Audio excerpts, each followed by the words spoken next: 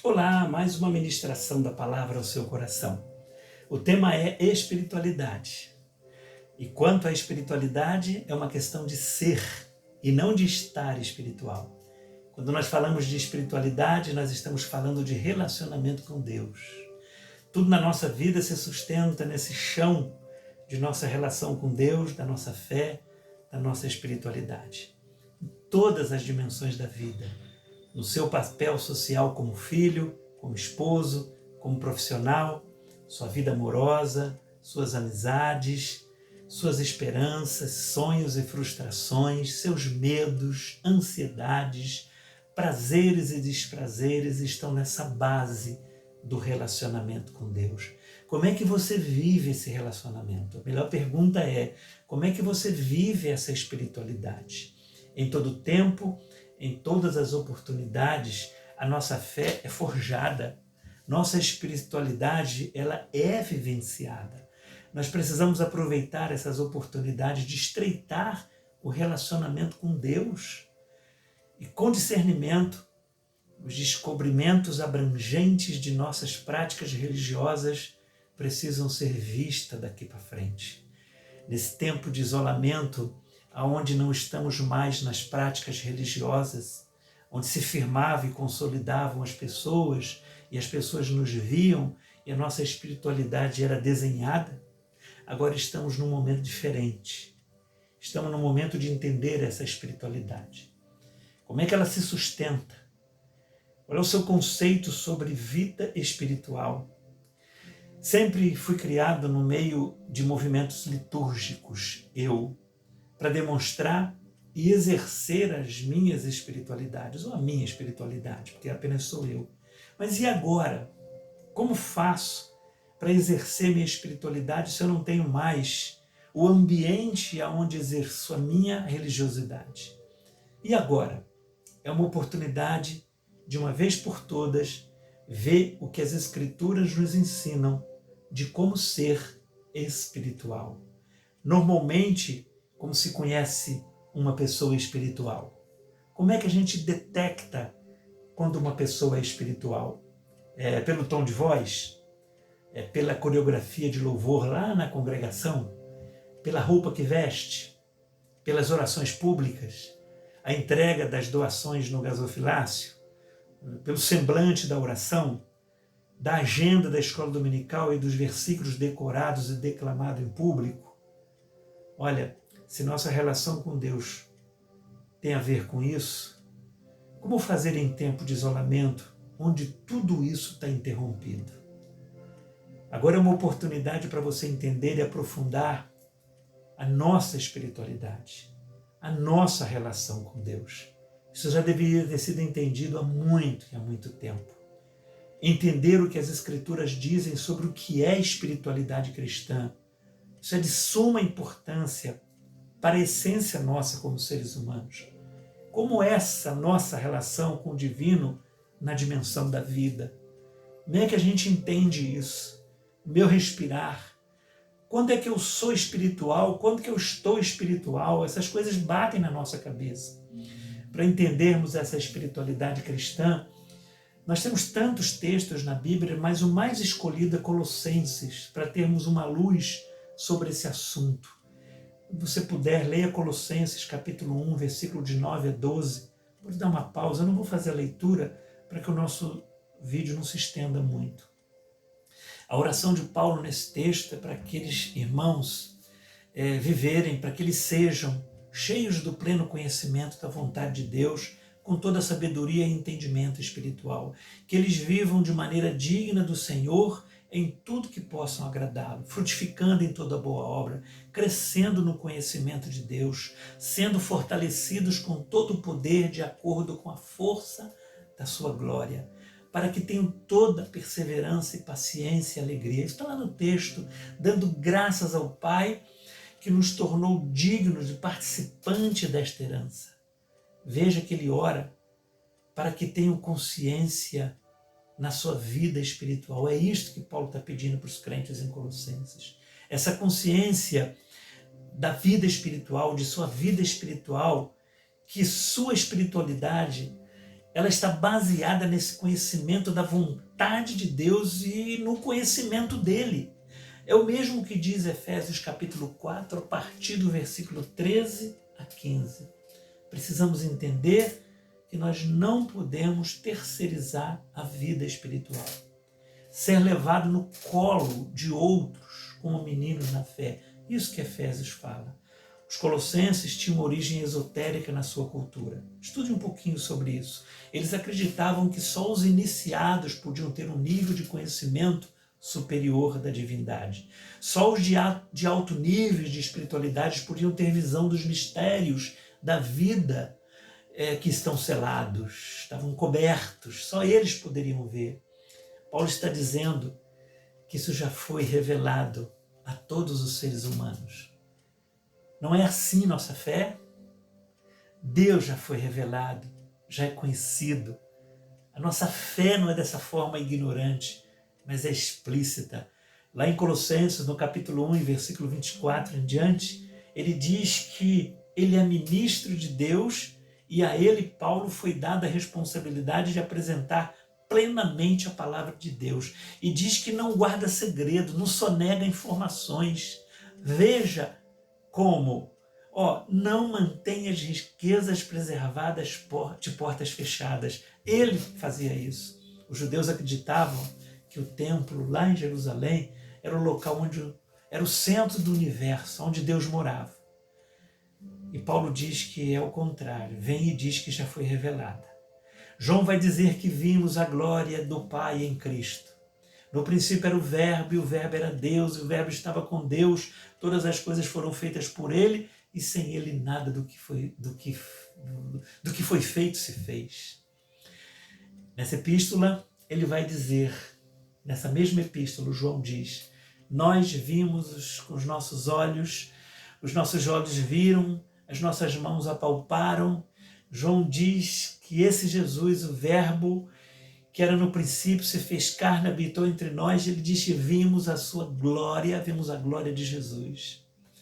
Tem tantos textos, na carta de Hebreus o autor diz uma coisa esplêndida, que nós podemos entrar com ousadia no Santo dos Santos, no Santo porque Jesus rasgou o véu que impedia o acesso à glória de Deus. Esse véu foi rasgado por Cristo. Hebreus capítulo 10, verso 19, diz que Jesus abriu um novo caminho para entrarmos no Santo dos Santos. Todos podem viver a vida com esse acesso à vida. O apóstolo Paulo, em Colossenses capítulo 1, verso 15, ele esclarece isso a partir desse versículo. Jesus é a imagem do Deus invisível, o primogênito de toda a criação, pois nele foram criadas todas as coisas, nos céus e na terra, as visíveis, as invisíveis, sejam tronos ou soberanias, poderes ou autoridade. Todas as coisas foram criadas por Ele, para Ele, e antes de todas as coisas, que nem tudo existe, Ele é o cabeça, é o corpo da igreja, que a igreja é o princípio, é o primogênito dentre os mortos, para que tudo tenha a supremacia, pois foi do agrado de Deus que nele habitasse toda a plenitude, e por meio dele reconciliasse consigo todas as coisas, tanto nos céus como na terra. Não precisamos mais estar condicionado a local geográfico. Os profetas disseram que um dia a terra se encheria do conhecimento da glória de Deus, como as águas cobrem o mar. Lembrando que foi Abacuque quem disse isso. Hoje podemos ter esse acesso sem se queimar com a santidade de Deus ou morrer com a sua glória. Foi isso que Isaías pensava que ia acontecer com ele. Colossenses capítulo 1, verso 27. O mistério é Cristo, agora revelado. Agora ele mora com a gente. Ele está vivendo dentro da gente. Gálatas, Paulo escreve no capítulo 2, verso 20. Estou crucificado com Cristo e vivo não mais eu, mas Cristo vive em mim. Ele mora dentro de mim. Cristo vive em mim. Cristo em mim. É aqui que eu quero que entenda Colossenses capítulo 2, verso 4. Que ninguém vos engane, com argumentos que só parecem convincentes, porque embora esteja fisicamente longe de vocês, em espírito está presente. Alegrem-se de ver como estão vivendo em ordem e como está firme na fé que vocês têm em Cristo. Saibam, Entendam que vocês têm acesso a Cristo. Não é exclusivamente ou exclusividade de sacerdotes. Portanto, meu irmão, minha irmã, não permita que ninguém engane vocês com discurso. Um discurso intelectual, com filosofias, com religiões de mistérios que não permite que ninguém coloque vocês do lado de fora de uma porta ou de uma sala onde somente pessoas especiais e privilegiadas podem entrar. Interessante que aparecem uns entregando recados para nós como se tivessem acesso a Deus. Dizem, tem um recado de Deus para você. Quero te dizer uma coisa, Deus não manda recado, Ele conversa com você direto. Não deixe que isso aconteça, não permita ser manipulado por pessoas que acreditam que têm o monopólio, a prerrogativa de falar em nome de Deus, como se vocês não pudessem falar com Deus. Temos livre acesso ao Santo dos Santos em Cristo Jesus. Colossenses 2,8 diz isso. Chega de corrente de oração. Chega de afirmar que é só um monte, o lugar bom de orar. Chega de jejum que amarra as bênçãos. Chega, saia debaixo de cobertura de apóstolos que dizem ter autoridade do divino, tanto para te abençoar como para te amaldiçoar. Chega de escravidão religiosa. Eu não me refiro à essência da igreja, que é entendida como igreja que é unida, igreja missionária, adoradora, que se congrega, que se comunga, fiel, noiva de Cristo, mas me refiro à forma dessa igreja. Não estou falando da essência, que é importante, corpo de Cristo. Deveríamos, ou alguns de nós devíamos ter visto isto. O texto de Colossenses, há muito tempo atrás, alguns discursos religiosos agora têm que mudar. Agora não podemos mais dizer que o templo é o único lugar de viver e servir a Deus.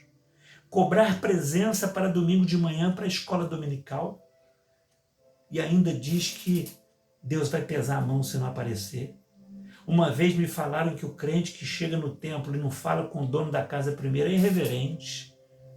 Eu ficava procurando onde é que estava Deus. Agora não podemos mais julgar as pessoas por frequentarem cultos ou não frequentarem. Julgar que tipo de roupa vestimos para adoração. Diferente de orientar formato de roupa para ambiente social. Que eu acho que quando estamos em grupo, em sociedade, temos que ter postura. Chegamos à conclusão que não dependemos mais da estrutura da religião para a nossa vida com Deus. Pedro vai dizer em sua epístola que Cristo nos libertou do império das trevas, nos libertou do poder do pecado, nos libertou da nossa culpa, nos libertou da escravidão, da morte, nos libertou das tiranias daqueles que querem controlar nossas consciências. O apóstolo Paulo disse que as regras eram sombras das coisas que haveria de vir. Prática litúrgica apontava claro para aquilo que haveria de vir. Entendo que as más conversações, elas corrompem os bons costumes.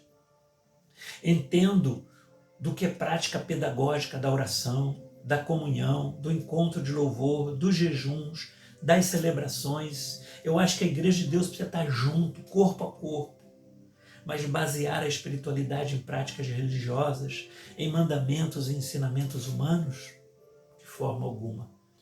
Aqui podemos esconder a verdadeira espiritualidade como pretensa aparência de sabedoria, falsa humildade de severidade com o corpo, que na verdade não tem valor algum para refrear os impulsos da carne. O rito é muito importante, mas o ritual não. Cristo rasgou o véu, saiu do Santo dos Santos, quebrou a barreira entre nós e Ele. Não temos mais a imaginação de Cristo. Hoje podemos oferecer nossos corpos como sacrifício vivo e agradável a Deus. É coisa racional e não subjetiva. Culto racional é inteligente, é culto autêntico. Que a paz de Cristo seja seu juiz em seu coração, nesse corpo de Cristo, que é a igreja onde você é membro. Sejam agradecidos, habite ricamente em vocês a palavra de Cristo, ensinem e aconselhem-se uns aos outros com toda sabedoria, não tendo salmos, hinos, cânticos espirituais, com gratidão a Deus em seu coração, e tudo o que fizerem, seja em palavras ou em ação, façam-no em nome do Senhor Jesus Cristo, dando por meio dele graças a Deus Pai. Percebeu que não há bispos, não há apóstolos, não há bispas, como dizem alguns, pastores, profetas, profetisas, homens vestidos de saco de estopa ou com chapéus, como atravessadores para essa ação da vida cristã. Temos livre acesso ao Santo dos Santos. É como diz alguém, é para aplaudir de pé a igreja. Temos o Espírito Santo de Deus habitando em nós. Agora, com templos fechados, como é que você está se virando? Sem os artefatos, sem os rituais, sem as coreografias, sem as cerimônias. Como é que ser igreja sem os formatos que tínhamos antes para garantir a celebração? Como? Perguntas de quando serão abertos os templos, pois alguns não aguentam mais ficar sem fazer o culto para Deus. Eu até entendo que eu também estou doido para ir na casa do Senhor, ver aqui na casa de oração, não casa do Senhor. Eu falei quando disse casa do Senhor. Casa do Senhor é aqui dentro. O templo é casa de oração. Como fica a minha rotina religiosa? E a celebração dominical? Quem vai orar pela minha entrega de dízimo e oferta? São questões que são levantadas. Como faço para falar com Deus longe da casa dele? Como cantar a música Eu Marquei um Encontro com Deus? Como sentir a presença de Deus? Como agora vai subir o meu louvor? São perguntas que às vezes batem na nossa cabeça. Aprendizado, mesmo que tardio, é necessário sobre o significado da espiritualidade. Você percebeu que Jesus nunca usou a expressão espiritual? Porque para Jesus a espiritualidade era vida. O que fazer? Entender que é só viver a vida com coerência, exalando o bom perfume de Cristo. Só isso. Vive essa vida. Faça interação nessa rede cristã aconselhada por Colossense. Continue contribuindo com seus recursos financeiros ao corpo de Cristo. Atender o departamento de compaixão da igreja local. Use seu telefone e ligue para alguém. Seja uma igreja aberta para fora, sem depender das rotinas religiosas. Não seja um espectador passivo, como era antes, quando os templos estavam abertos. Estou orando a Deus que isso seja um grande avivamento para a igreja. Eu espero que seja. Pessoas despertem sobre esse significado de ser cristão. Afirmo que não foi Deus quem mandou essa pandemia. Tenho consciência disso. Mas pode ser que alguns precisem de uma crise dessa para entender o propósito de Deus para fazer a missão dele. Ser igreja é uma atividade essencial, mas algumas programações que fazíamos não eram necessárias. Sua refeição em volta da mesa com a família tem o mesmo valor que o culto de celebração de domingo. Preste atenção nisso. O seu cachorro quente, a sua pizza, seu guaraná com pipoca com os amigos tem o mesmo valor daquela roda de oração lá no templo. Pelo menos a sua roda de amigos deveria ser igual, deveria ser cristã. Se é diferente, é um problema seu. Eu estou aqui melhorando a sua roda de amigos, sua roda de comunhão. Que sejamos uma igreja mais do que nunca. O sinal que precisamos ser hoje é um sinal histórico do reino de Deus. Estamos falando de um evangelho integral que vai além do templo, além do domingo, além do cerimonial. Eu frequento igreja desde os meus 4 anos de idade. Eu tenho visto muitas coisas boas na igreja todo esse tempo, mas também tenho visto muitas coisas incoerentes. Lamentavelmente, muitas coisas dessas têm acontecido. Crente que de um bom tempo de igreja não sabe achar o livro de Ezequiel na Bíblia. sempre foram consumidores da religião, crentes sem profundidades da vida com Deus. Conhecem a palavra mágica para receber uma bênção, sabem do jejum certo para resolver sofrimentos, sabem a coreografia da oração, o momento certo de dizer glória a Deus e o amém. Agora que Deus conta com a igreja, onde é que eles estão? No momento em que precisamos da profundidade de fé, muitos estão sucumbindo, estão sumindo. Quem é o protagonista agora? Na minha opinião, deve ser a igreja. Agora que o acesso à glória de Deus, Santo dos Santos, ser os selados pelo Espírito Santo para abençoar outros, servir como instrumentos de Deus.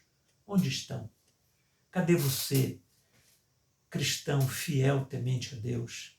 É agora que os desigrejados vão aumentar. Aqueles que já não tinham responsabilidade com a igreja.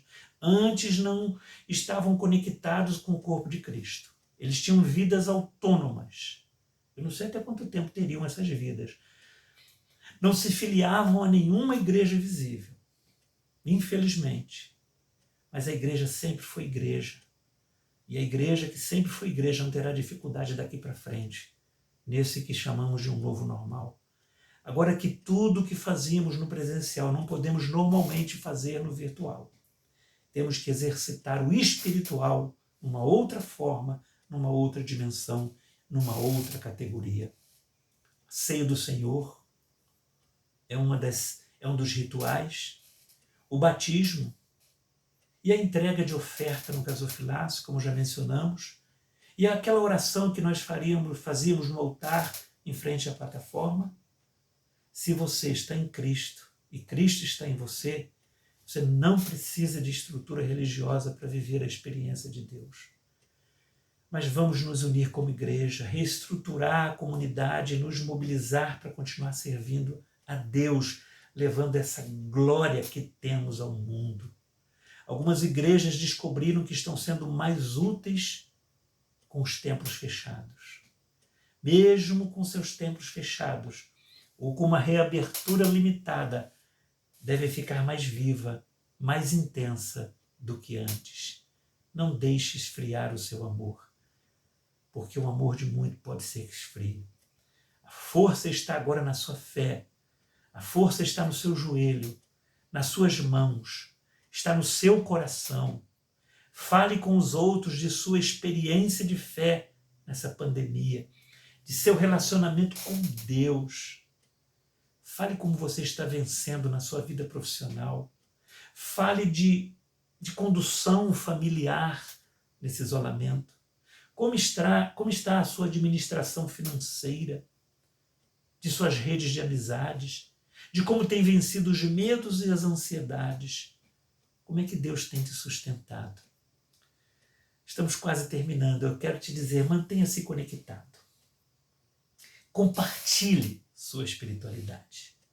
Se você ainda não é inscrito no livro da vida, inscreva-se decidindo por Cristo e receba todas as notificações de Deus para a sua vida. Deus e eu queremos deixar nosso like para você. É isso que nós queremos te deixar. Queremos te deixar um abraço de cristão. Estamos juntos. O inimigo, se ele não sair da frente, nós vamos passar por cima dele, porque nós somos igreja, noiva de Cristo. Eu quero desejar para você um Deus te abençoe.